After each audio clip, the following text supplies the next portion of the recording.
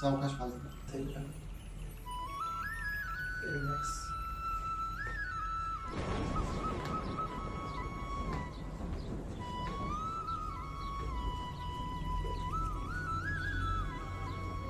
Relax. एक हात वर.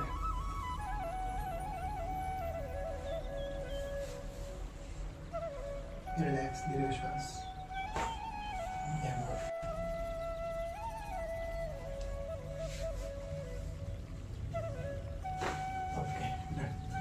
चांगले मोठे होते मनाची तयारी करून लागली. छान. म्हणजे नाव आय हॅव बिकम फिअरलेस.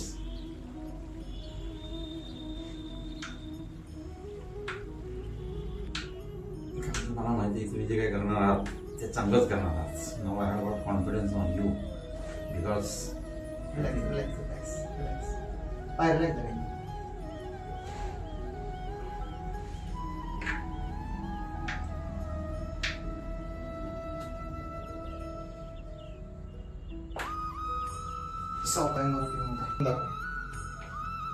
नाव सांगा तुमचं.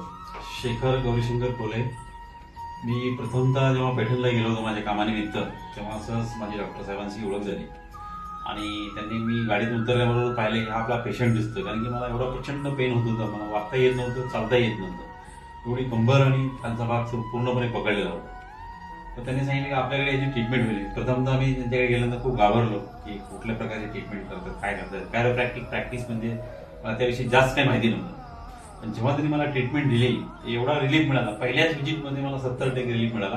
3 वेळेस मी त्यांच्याकडे गेलो आणि 3 विजिटमध्ये मला म्हणजे एकदम 100% रिलीफ मिळाली. आता मला कुठलाही कधी पेन होत नाही. आता जवळपास मला वाटतं 4 वर्ष झाली त्याला.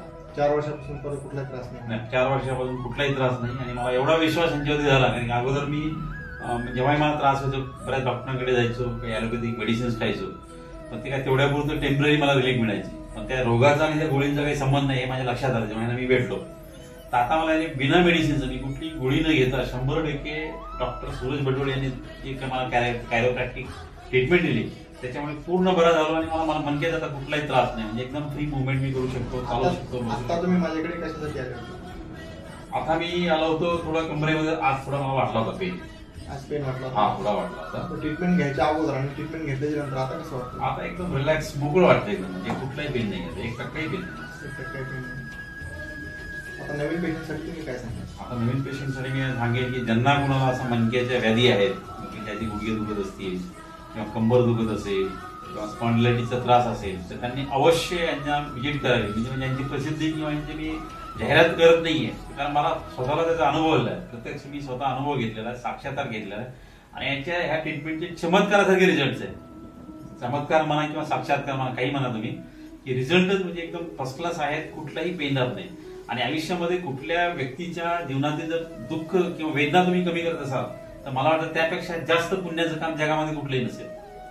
त्यामुळे डॉक्टरांना देव म्हटलेलं आहे आणि प्रत्यक्ष माझा जो काही वेदना होत्या ते त्यांनी मला 4 वर्षापूर्वी पूर्ण कमी केल्या.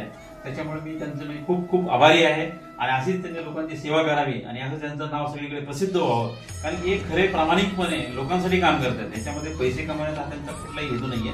त्यांचा शुद्ध प्रामाणिक असा हेतू आहे की लोकांच्या जीवनातील वेदना कमी व्हाव्यात आणि लोक आनंदी राहावेत. बाकी दुसरा कुठलाही हेतू नाही. खूप खूप धन्यवाद. धन्यवाद.